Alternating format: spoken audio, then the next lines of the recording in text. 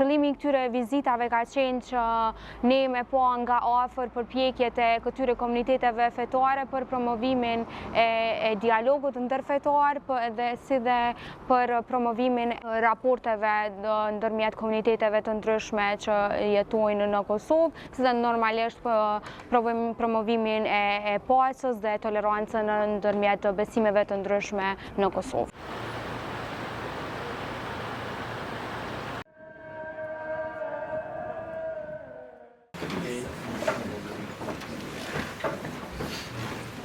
Shpresojmë edhe tek Zoti që ne të jetojmë të gjithë së bashku në paqe me të gjithë pavarësisht pjesës etnike, pjesës së besimit, pra kushdo se si ndihet për ne. Atëherë, mesazhi jonë në ndërtimin e besimit tek njëri tjetri këtu në hapësirat ku neve jetojmë, besoj të jetë që ne të ndërtojmë ura komunikimi me njëri tjetrin, të kemi një bashkëjetesë me secilin që gjendet këtu dhe padyshim të kemi një komunikim të vazhdueshëm që të kultivojmë vlerat të cilat neve i kemi, pavarësisht se kush çfarë është, ne këto mendojmë t'i çojmë edhe më tej përpara.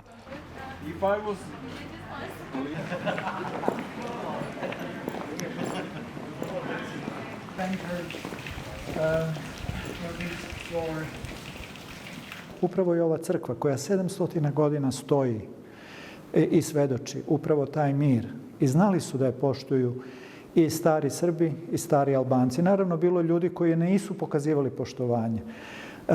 I s jedne i druge i treće strane, različitih je bilo, ali opet preovladali su oni koji su imali poštovanje i koji su vidjeli u ovome mesto Božije. I zato je naše da ovaj Dom Božiji ostane kao jedno svjedočanstvo tog mira i poziva sve ljude da upoznaju jedni druge i da se međusobno poštuju. Mi moramo da shvatimo s jedne strane da smo mi različiti, ali različitost ne znači odvojenost. Dakle, različitost je nešto što postoji, što je Bog stvorio.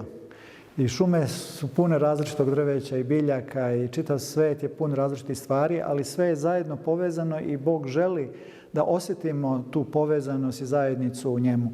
I to je neka poruka zapravo da iako pripadamo različitim tradicijama, različitim kulturama, različitim jezicima, da osjećamo da smo ipak pozvani da budemo i da živimo kao deca Božija i da prepoznajemo jedni u drugima ljude.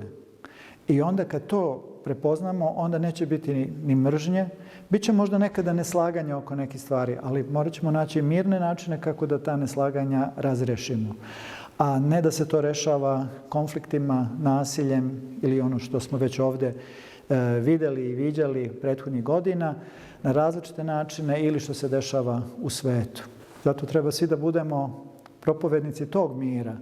Svako da poštuje svoju tradiciju, ali da poštuje i tradiciju drugoga.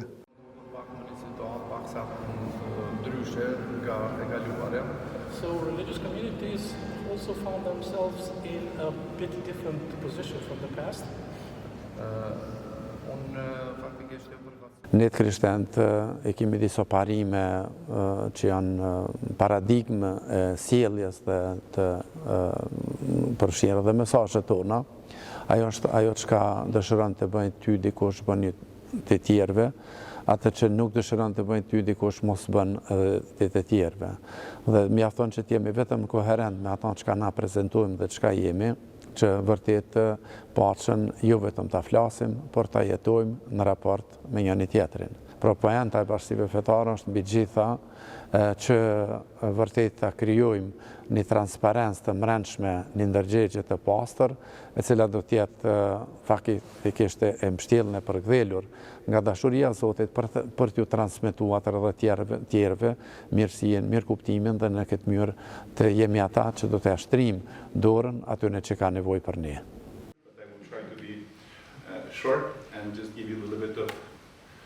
Update of the Protestant evangelical community in Kosovo and in the Balkans in general.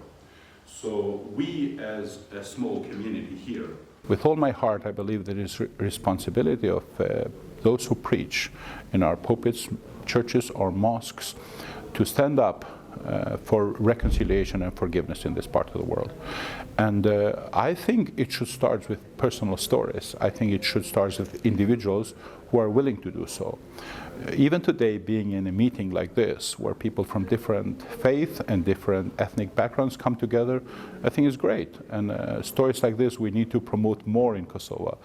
That yes, we are just all people of God, and we can create it by God in a wonderful image of His, and therefore we have to make a step forward in living together. Osim toga što smo svi ljudi, mislim da su veoma različite posete i da jedino taj pristup da treba da se teži ka pomirenju i miru je zajednički.